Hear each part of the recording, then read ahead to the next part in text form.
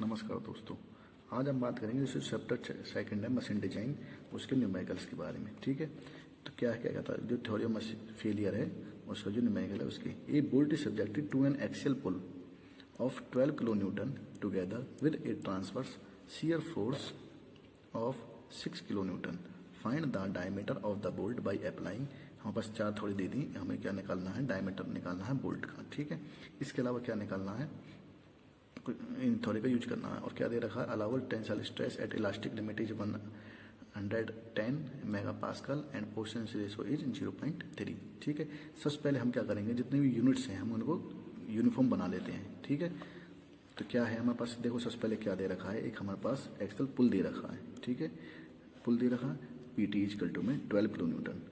Kilo Newton को हम Newton बदलेंगे तो 10 टू द पावर 3 लग जाएगा, 12 into 10 to the power 3 newton. ठीक है, और क्या दे रखा, ट्रांसवर्स शियर फोर्स दे रखा, तो हमने पीएस से डिनोट कर दिया। ठीक है, 6 किलो न्यूटन दे रखा है, तो किलो को बदलेंगे तो क्या आ जाएगा 6 into 10 to the power 3 newton. और क्या दे रखा हमारे पास, टेंसाइल स्ट्रेस दे रखी है इलास्टिक लिमिट पर, तो इलास्टिक लिमिट पर tensile stress sigma T is equal to में 110 मेगा पास्कल। मेगा पास्कल को जब हम न्यूटन में कन्वर्ट करते हैं तो क्या मिलता है हमें, 110 न्यूटन पर एम एम स्क्वायर। इसको आप याद रख लेना, 1 मेगा पास्कल किसके बराबर होता है, 1 न्यूटन पर एम एम स्क्वायर के। ठीक है, कैसे होता है वो भी मैं अभी आपको दिखा रहा हूँ। ठीक है, दिखा देता हूँ।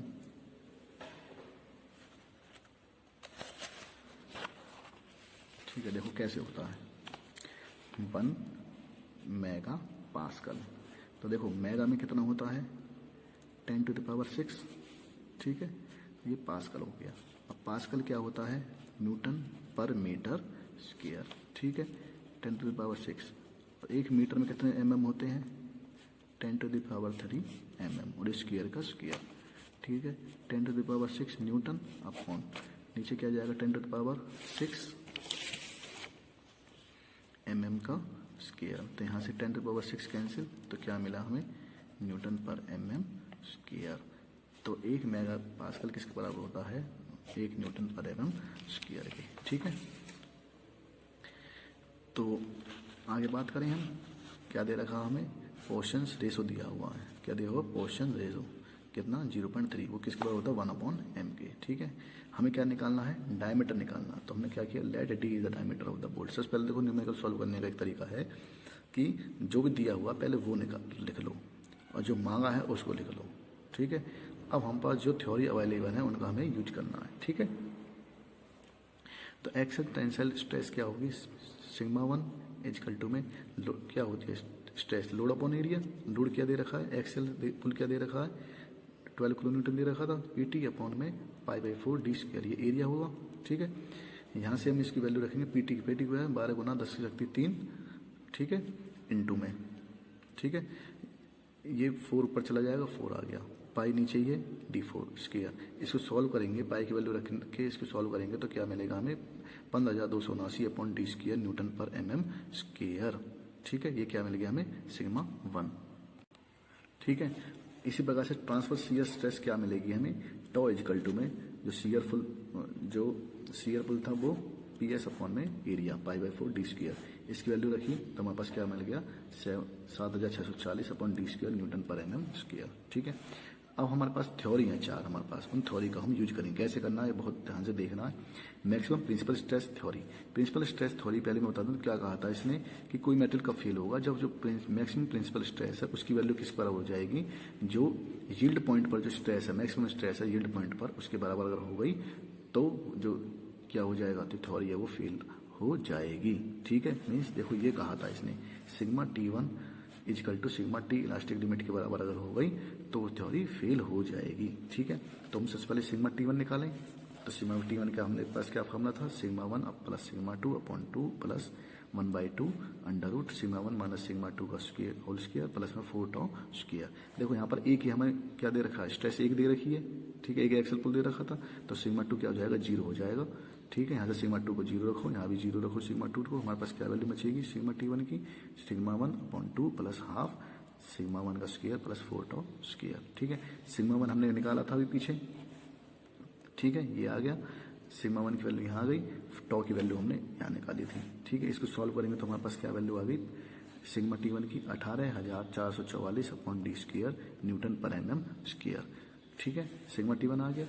इस थ्योरी ने क्या कहा था, सिग्मा T1 किसके बराबर होनी चाहिए, सिग्मा T इलास्टिक लिमिट के बराबर। सिग्मा T इलास्टिक लिमिट 110 दे रखी थी हमें, यहाँ पर इसको किसके बराबर रख देंगे हम, 110 के बराबर रख देंगे। यहाँ से डी स्क्वायर की वैल्यू क्या आ गई, डी स्क्वायर की 167.67 और डी की वैल्यू क्या आ गई 13 mm। ठीक है, तो मैक्सिमम प्रिंसिपल स्ट्रेस थ्योरी के अकॉर्डिंग जो डायमीटर ऑफ बोल्ट है वो क्या आ गया 13 mm।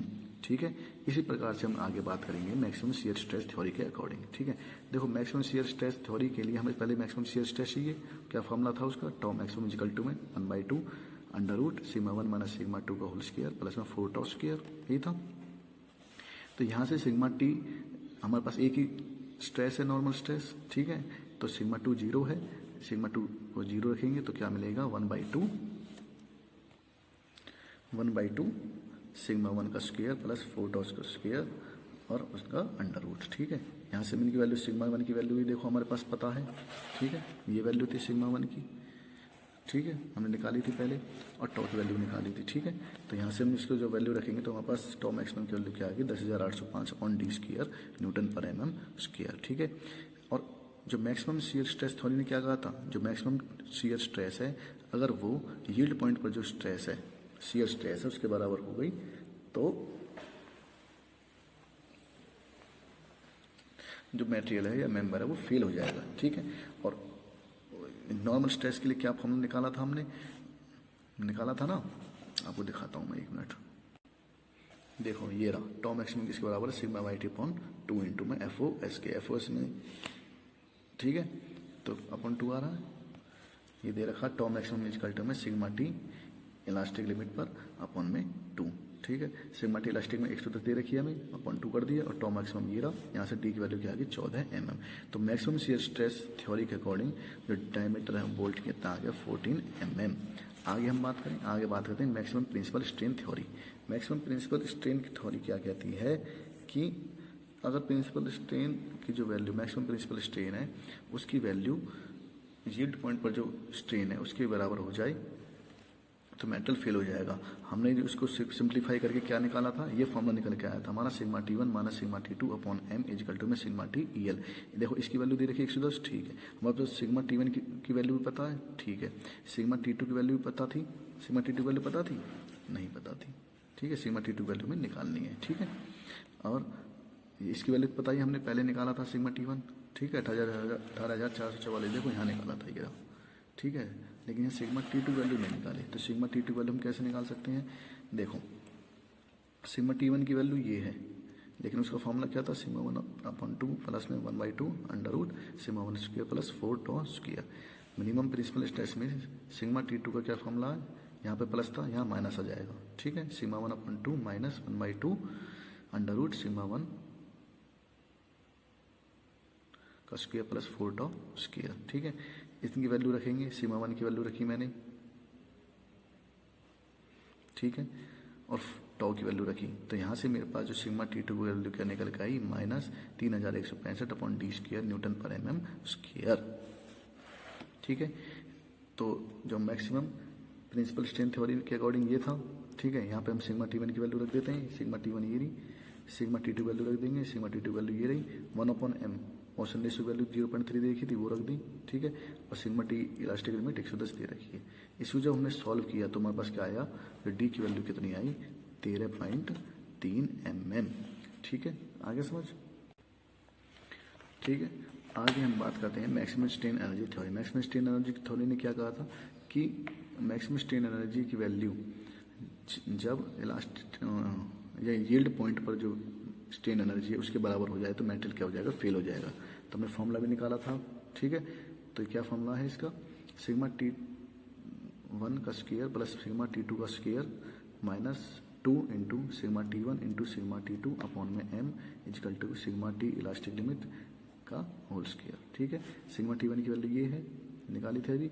सिग्मा T2 की वैल्यू पता है हमें, और सिग्मा T इलास्टिक लिमिट कितने रखा है 110, और यहाँ पर m क्या है 1 अपॉन m 0.3। जब इसको सॉल्व करेंगे तो डी की वैल्यू क्या आ गई 13.4 mm। तो मैक्सिमम स्ट्रेन एनर्जी थ्योरी के अकॉर्डिंग जो डायमीटर बोल्ट है वो क्या आ गया 13.4 mm। ठीक है। तो इसी प्रकार से मैं आगे जितने भी न्यूमेरिकल्स हैं इस चैप्टर के वो सॉल्व करने हैं। ठीक है, धन्यवाद।